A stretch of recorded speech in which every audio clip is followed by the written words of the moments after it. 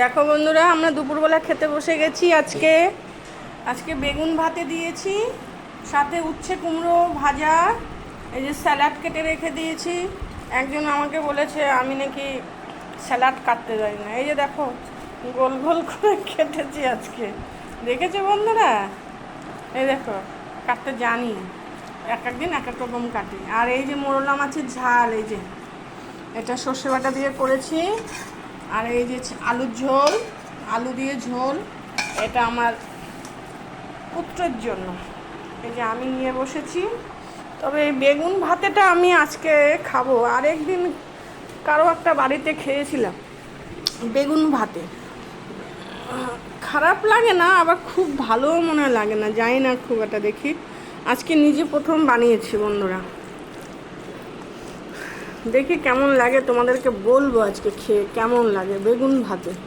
এর সাথে 2-3 টুকরো আলু দিয়েছি, একদম কচি বেগুনটা, ওই দিদির মেয়ে দিয়েছে ওদের গাছে, একদম ছোটো ছোটো কচি কচি বেগুন। দেখি কেমন লাগে, তারপর তোমাদেরকে বলছি।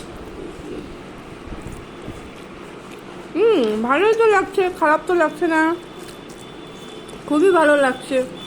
তাহলে আরেকদিন করতে হবে, বুঝেছো?